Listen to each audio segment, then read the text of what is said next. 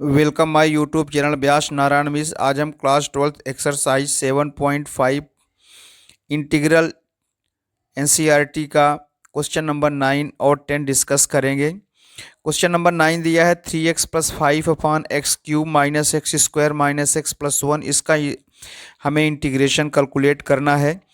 तो इसको हम आई इक्वल टू ले लिया 3x plus 5 upon x cube minus x square minus x plus 1 dx। अब हम क्या करेंगे कि जैसा कि यहाँ दिया हुआ है, हम x cube minus x square से हम एक्स स्क्वायर कॉमन ले लेंगे तो ये हो जाएगा x minus 1। X square common ले लेंगे तो एक्स क्यूब से एक्स स्क्वायर कॉमन लेंगे तो एक्स बचेगा, एक्स स्क्वायर से एक्स स्क्वायर कॉमन लेंगे तो 1 बचेगा। फिर आप देख सकते हैं यहाँ पर माइनस एक्स प्लस 1 है तो माइनस 1 कॉमन ले लेंगे तो ये हो जाएगा एक्स माइनस 1। चूँकि माइनस कॉमन ले रहे हैं इसलिए ये जो प्लस दिया हुआ है ये क्या बन जाएगा, माइनस बन जाएगा। और अल्टीमेटली इसको हम लिखेंगे 3x प्लस 5 अपान, अब यहाँ से x माइनस वन दोनों जगह है तो फिर से हम x माइनस 1 कॉमन ले लेंगे तो ये बचेगा एक्स स्क्वायर बचेगा और ये माइनस 1 बचेगा, एक्स स्क्वायर माइनस 1 हो गया। अब ए स्क्वायर माइनस बी स्क्वायर के फार्मूला से इसको हम एक्स स्क्वायर माइनस 1 को हम क्या लिख सकते हैं, तो इसको हम लिख सकते हैं एक्स माइनस 1 एक्स प्लस 1, बाकी चीज़ें एज इट इज रही जाएंगी। अब यहाँ देख सकते हैं कि x माइनस 1 दो बार लिखा हुआ है तो इसको हम स्क्वायर के फॉर्म में लिखेंगे तो x माइनस 1 का whole square x plus 1 dx ये आपका हो जाएगा। अब इसमें हम लगाएंगे पार्शियल फ्रैक्शन का फार्मूला। अब पार्शियल फ्रैक्शन के फार्मूले में जैसे कि हम जानते हैं ये 3x plus 5 upon x minus 1 का होल स्क्वायर x प्लस 1, तो इसको हम लिखेंगे a अपान एक्स माइनस 1 और b अपान एक्स माइनस 1 का होल स्क्वायर। यहाँ पे ध्यान रखना है चूँकि x माइनस 1 का होल स्क्वायर दिया हुआ है तो इसलिए इसको a अपान एक्स माइनस 1 लिखेंगे, फिर सेकंड राउंड में b अपान एक्स माइनस 1 का होल स्क्वायर लिखेंगे। अगर एग्जाम्पल के लिए मान लीजिए यहाँ x माइनस 1 का होल क्यूब होता तो हम क्या करते, तो हम लिखते a upon x minus 1 plus b upon x minus 1 का होल स्क्वायर प्लस c अपान एक्स माइनस 1 का होल क्यूब, इस तरह से लिखते। फिर x प्लस 1 है तो ये तो as it is c x plus 1 हो गया। अब इसके बाद आप जानते हैं, पहले भी डिस्कस कर चुके हैं कि इसका हम लेते हैं न्यूमरेटर 3x प्लस 5 और फिर जो चीज़ें नहीं हैं उसको क्रॉस मल्टीप्लाई देते हैं। तो आप देख सकते हैं कि यहाँ a के डिनोमिनेटर में x माइनस 1 एक बार लिखा हुआ है और x प्लस 1 नहीं है तो इसलिए आप देख सकते हैं a के साथ x प्लस 1 लिखा हुआ है। फिर यहाँ x माइनस 1 का होल स्क्वायर है और यहाँ x माइनस 1 सिंगल है इसलिए एक x माइनस 1 भी यहाँ लिखा गया है। चूँकि यहाँ दो है, मैक्सिमम में x माइनस 1 का होल स्क्वायर है, इसको एक एलसीएम की तरह ट्रीट कर सकते हैं, समझ सकते हैं। फिर b के डिनोमिनेटर में x माइनस 1 का होल स्क्वायर है, इसमें x प्लस 1 नहीं है इसलिए x प्लस 1 लिखा गया है। x माइनस 1 इसलिए नहीं लिखा गया है क्योंकि x माइनस 1 का होल स्क्वायर दिया हुआ है b के डिनोमिनेटर में तो x माइनस 1 एलसीएम में वो अंडरस्टूड हो जाएगा। फिर c के डिनोमिनेटर में x प्लस 1 लिखा हुआ है और x माइनस 1 और x माइनस 1 के होल स्क्वायर का जो एलसीएम आएगा वो x माइनस 1 का होल स्क्वायर आएगा, इसलिए c x माइनस 1 का होल स्क्वायर हो गया। आप जानते हैं जो जिसके डिनोमिनेटर में होता है वो वैल्यू नहीं लिखी जाती, जैसे c के नीचे x प्लस 1 है तो नहीं लिखा गया, b के नीचे x माइनस 1 का होल स्क्वायर है तो नहीं लिखा गया, ए के नीचे x माइनस 1 एक ही बार लिखा है लेकिन मैक्सिमम x माइनस 1 का होल स्क्वायर दो बार है इसलिए एक x माइनस 1 लिख दिया गया है। अब इसके बाद हम क्या करेंगे, यहाँ पर x इक्वल टू, इसको हम इक्वेशन 1 ले लिया, यहाँ पर इसको पूरे को हमने ले लिया इक्वेशन 1 ले लिया। अब हम क्या करेंगे, इक्वेशन 1 में x इक्वल टू 1 पुट करेंगे। अब जब 1 पुट करेंगे तो आप देख सकते हैं यहाँ x की जगह 1 पुट कर दिया गया है। बाकी जब यहाँ x इक्वल टू 1 पुट करेंगे तो ये x माइनस 1 1 माइनस 1 जीरो हो जाएगा तो a इंटू जीरो हो जाएगा। b में भी जब x की जगह 1 पुट करेंगे तो 1 प्लस 1 हो जाएगा और c में भी जब x की जगह 1 पुट करेंगे तो c का कोफिशिएंट भी जीरो हो जाएगा। तो इस तरह से 3 इंटू 1 3, 5 प्लस 3 8 हो गया, a into zero c into zero से कोई मतलब नहीं और 1 प्लस 1 2 हो जाएगा। तो इस तरह से 2b इक्वल टू 8 हो गया और यहाँ से हम b की वैल्यू फाइंड कर सकते हैं 8 अपॉन 2 इक्वल टू 4। अब इसी तरह से हम x इक्वल टू -1 पुट करेंगे, तो जब यहाँ x इक्वल टू -1 कर देंगे तो 3 -1 तो -3 हो जाएगा, बाकी +5 लिखा रहने देंगे। फिर जब x इक्वल टू -1 करेंगे, चूँकि यहाँ पे x + 1 लिखा हुआ है, तो x + 1 लिखा होने के कारण आप देख सकते हैं यहाँ पर x ये 0 हो जाएगा, क्योंकि हमें यहाँ x इक्वल टू -1 पुट कर रहे हैं, तो ये स्टेप 0 हो गया। फिर यहाँ से हम b में भी x इक्वल टू जब -1 पुट करेंगे तो b का कोफिशिएंट भी 0 हो जाएगा, तो ये b इंटू 0 हो गया। और फिर बचेगा c में, तो यहाँ x की जगह जब -1 करेंगे तो -1 -2 हो जाएगा। होल स्क्वायर करेंगे तो -2 का होल स्क्वायर 4 होगा, तो इस तरह से ये 4c हो जाएगा। अब 5 में 3 को माइनस कर देंगे तो 2 आएगा, तो ये हो जाएगा 2 इक्वल टू 4c हो जाएगा। c इक्वल टू लिख सकते हैं 2/4, इसको हम कट कर देंगे, 2/4 को कट कर देंगे तो ये हो जाएगा 1/2। तो इस तरह से c इक्वल टू हो गया 1/2। अब हम क्या करेंगे, एक्स स्क्वायर के कोफिशिएंट को कंपेयर करेंगे, तो आप देख सकते हैं यहाँ पर कि यहाँ एक्स स्क्वायर है ही नहीं, इसलिए यहाँ पे 0 कर दिया गया है, यहाँ पे 0 कर दिया गया है। फिर आप देख सकते हैं एक x ये है और एक x ये है, तो x और x को मल्टीप्लाई करेंगे तो एक्स स्क्वायर आएगा, और इसमें a का इंटू है, इसलिए आप देख सकते हैं यहाँ पे a भर लिखा गया है।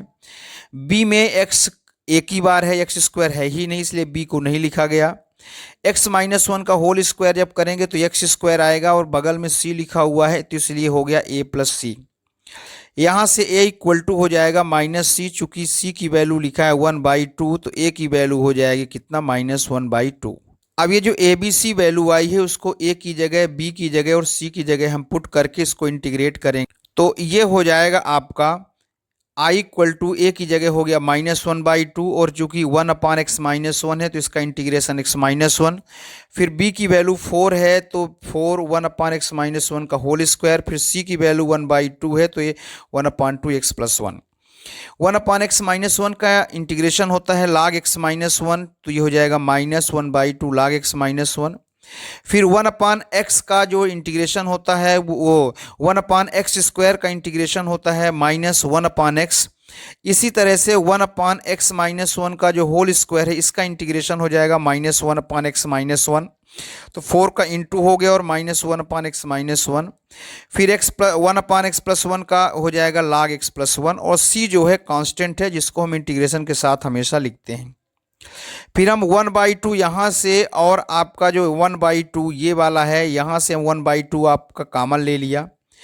अब चूंकि यहाँ से आप देख सकते हैं कि जो x -1 दिया है इसमें यहाँ माइनस साइन लिखा हुआ है, इसलिए ये x -1 डिनोमिनेटर में चला जाएगा। log में जब कोई चीज़ माइनस में होता है तो वो डिनोमिनेटर में जाता है, और अगर 2 स्टेप प्लस में है तो वो मल्टीप्लिकेशन में लिखा जाता है। तो इस रूल के अकॉर्डिंग x + 1 जो है ये हो गया आपका न्यूमरेटर, और x -1 में माइनस साइन है तो इसको हम लिख दिए कि कहाँ पर, डिनोमिनेटर में लिख दिया। और फिर ये 4 -1 तो हो गया -4/x -1 + c। तो इस तरह से क्वेश्चन ये 9 का ये आंसर हो गया। इसको हमने शॉर्टकट में डिस्कस किया। अगर आपको कोई प्रॉब्लम हो तो वीडियो कई बार देखेंगे तो समझ में आ जाएगा। फिर ये है क्वेश्चन नंबर 10, इसको हम सॉल्व करेंगे, इंटीग्रेट करेंगे। वीडियो काफ़ी लंबी न हो इसलिए यहाँ पर हमने लिख के रख लिया है। तो ये हो जाएगा आपका 2x - 3 x² - 1 2x + 3 x² - 1 को हम x - 1 x + 1 के रूप में लिख दिए। फिर हम पार्शियल इंटीग्रेशन लगाए, पार्शियल फ्रैक्शन लगाए, जैसा कि हम पहले भी डिस्कस कर चुके हैं। तो ये हो जाएगा a/x - 1, फिर b/x + 1, फिर c/2x + 3। फिर जैसा कि हमने डिस्कस किया यहाँ का जो न्यूमरेटर है 2x - 3 हो जाएगा। फिर हमने बताया कि जो डिनोमिनेटर में है उसको छोड़ के बाकी स्टेप को मल्टीप्लाई के रूप में लिखते हैं। तो a के साथ x - 1 है तो x - 1 को छोड़ करके बाकी जो x + 1 और 2x + 3 वो मल्टीप्लाई में ये देखिए लिखा गया है। फिर b के डिनोमिनेटर में x + 1 है तो x + 1 को छोड़ के x - 1 2x + 3 लिख दिया गया।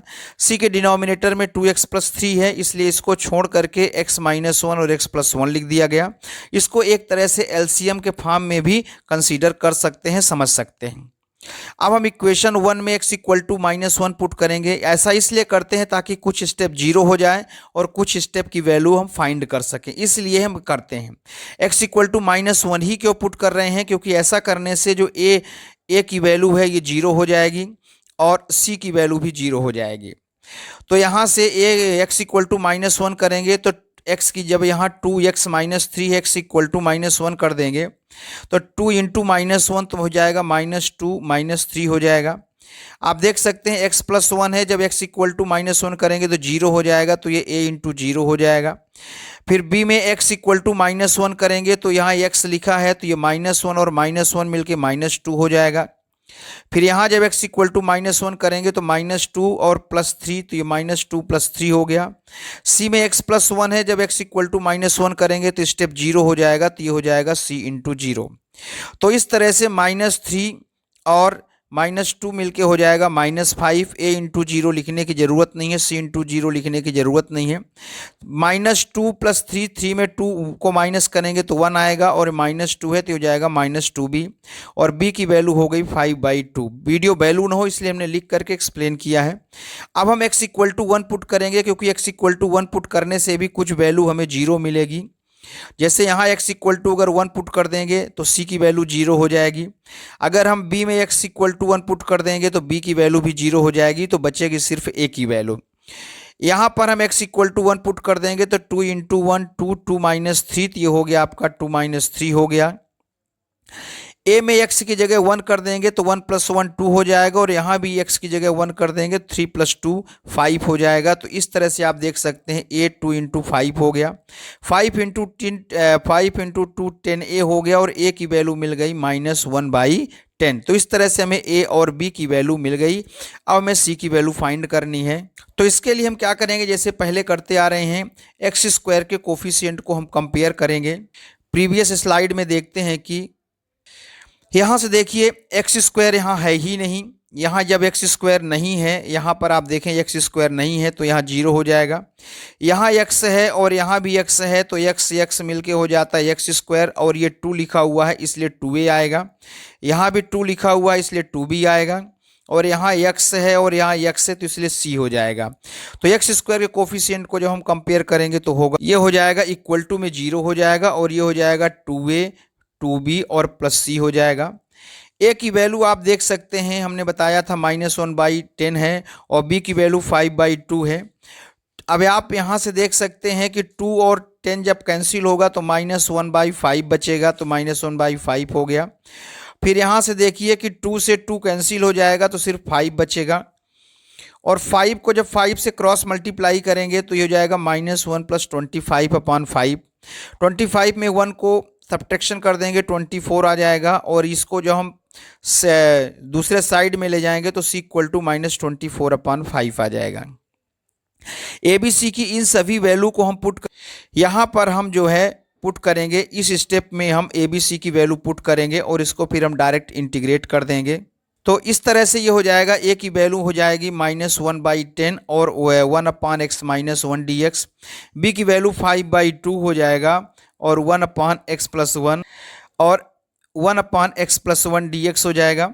फिर यहाँ पर जैसा कि देखें c की वैल्यू आ गई -24/5। अब इसको इंटीग्रेट करेंगे तो जो दिया हुआ है 1/x - 1 इसका इंटीग्रेशन हो जाएगा log x - 1, coefficient -1/2 as it is रहा आएगा, फिर 5/2 भी रहा आएगा एज इट इज और ये हो जाएगा log x + 1, फिर ये -24/5।